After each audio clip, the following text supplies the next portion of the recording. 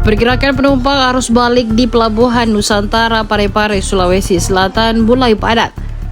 Di H+4 Lebaran Idul Fitri pada Jumat 4 April 2025 tercatat sebanyak 6.888 penumpang yang naik kembali ke Pulau Kalimantan. Kepala KSOP Parepare Syaiful Hori kepada Tribun Timur menjelaskan bahwa untuk puncak arus mudik kali ini diprediksi akan berlangsung besok pada Sabtu hingga Minggu 6 April 2025.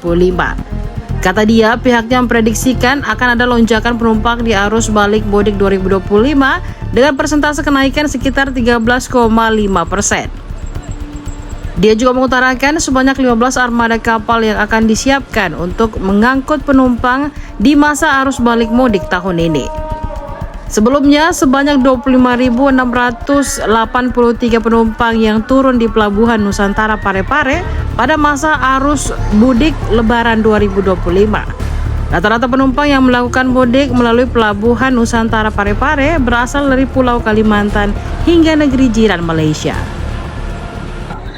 1 bulan yang lalu kita sudah laksanakan kegiatan ramcek untuk 15 kapal yang rencana kita operasikan di Parepare. Terus yang kedua, sejak tanggal 21 sampai 11 April nanti kita juga sudah buka posko angkutan lebaran selama 22 hari. Memang terjadi perbedaan yang relatif signifikan, di mana angkutan lebaran tahun yang lalu kita melaksanakannya 15 minus 15 plus. Nah, ini mungkin ada perbedaan waktu, tapi ini juga tetap menjadi perhatian kita bagaimana saya beserta semua teman-teman dan seluruh instansi terkait bisa memberikan layanan yang terbaik dalam rangka arus mudik dan nanti arus balik setelah pasca Lebaran. Jadi alhamdulillah kalau penambahan armada, saya kira dari tahun yang lalu di kita masih tetap 15 armada, 4 pelni dan 11 dioperasikan oleh swasta.